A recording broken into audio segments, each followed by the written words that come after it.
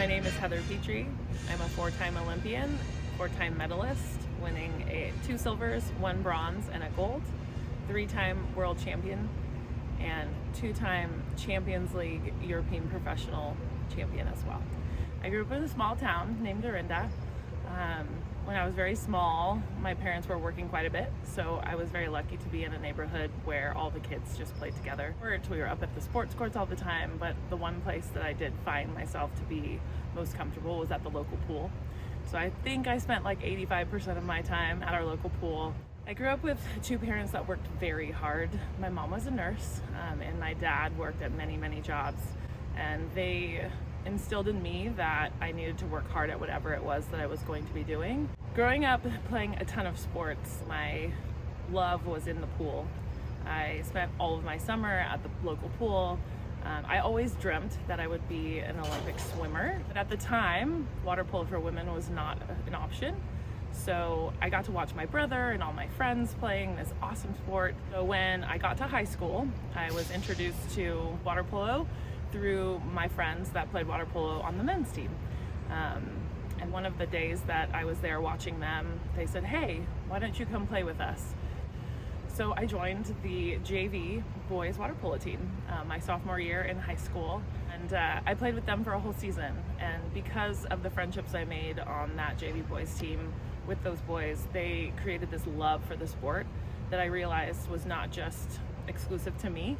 And so I helped several other girls, and some parents helped us create a women's water polo team at my high school for my junior and senior year, which ended up being one of the joys of my life, to be able to kind of jump-started myself thinking about what else was possible in the sport of water polo.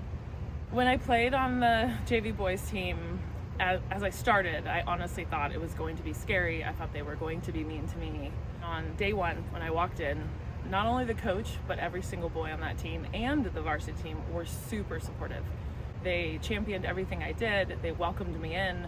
They asked me to come to extra practices to work on skills, knowing that I was brand new to the sport. They were the reason I fell in love with the sport. I wanted to be there all the time. I wanted to learn as much as I could. I think through my joy that they helped grow it within me, helped other girls at my school realize that it was something we could do. It was joyous and awesome.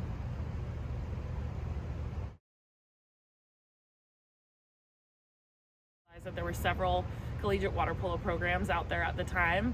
I had applied to Cal and got in. I came to Cal primarily wanting to get the best degree that I could, knowing that I wanted to have a great job in the future, not to think that I would actually utilize the time I had here at Cal as an athlete as something that would propel me forward. I was interacting with women who were training and competing or trying to be on the national team, which at that time wasn't an Olympic team. They chose to add the women's water polo to the Olympic program in 1999, which was my junior year. I had no thoughts in my mind that I would be one of the people that would make any of those teams, but I thought, hey, if I want to get as good as I could in this sport, training against them would be the way to go. Shortly after, I was asked to try and compete for the actual national team squad as they competed to qualify for the Olympics in 2000. And that was when I actually thought potentially there might be an opportunity to be an Olympian in our sport. I ended up making, after 9 months of training, the Olympic team in Sydney, which was a big surprise and a big joy for myself.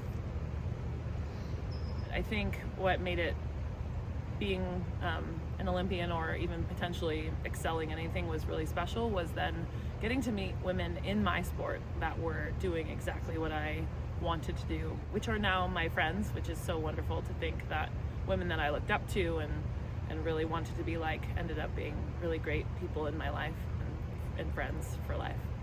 There were many women for decades that had wanted women's water polo to be added to the Olympic program. It's not just United States athletes, but women from Holland, women from Australia, who were at the peak of our sport for decades before it was actually added to the program. It took years. They tried to get it into the '96 Olympics here in Atlanta, Georgia.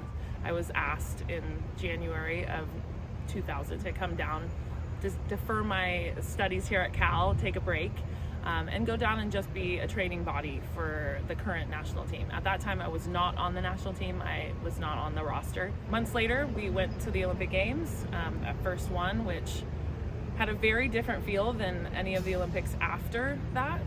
We're very lucky to make it to the final. We played Australia in the final. It's pretty incredible to look up at the stands and see 17,000 people in the stands cheering for women's water polo. Training for the Olympics is something that's very hard to describe. We trained for roughly 7 hours a day.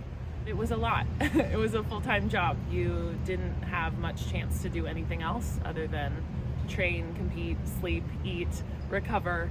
I have luckily been a part of the journey in our sport from the very beginning until now. When we first started, we were not funded at all.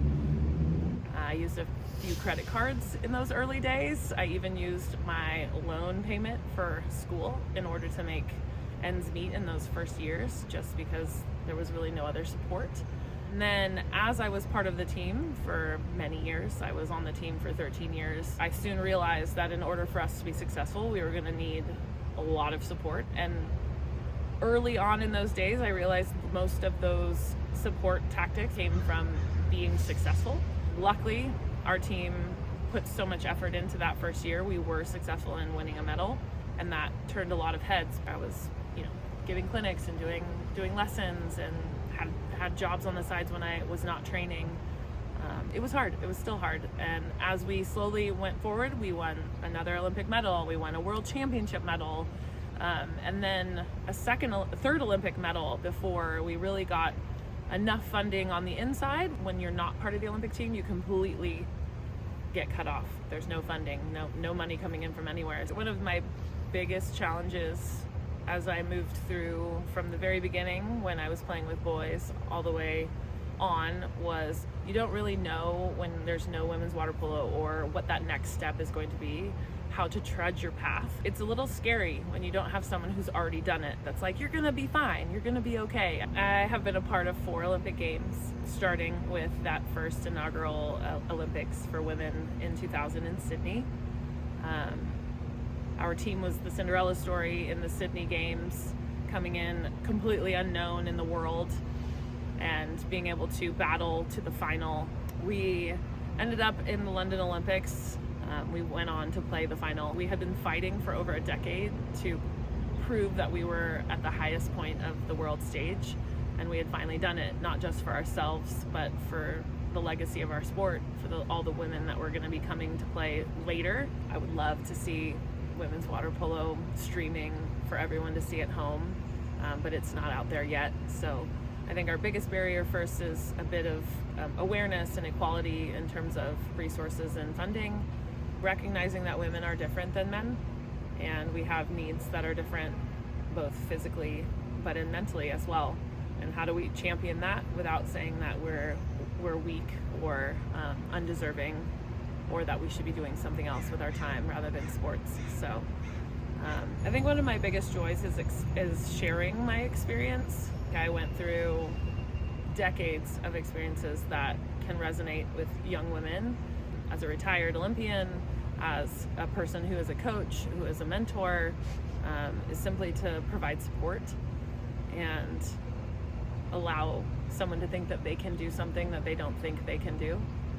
My athletes should know that I care about them 100%, and the biggest goal for me is that they enjoy this journey in sport, and that it will help them through their life in a way that has nothing to do with actually competing. Olympic Games, what would it be?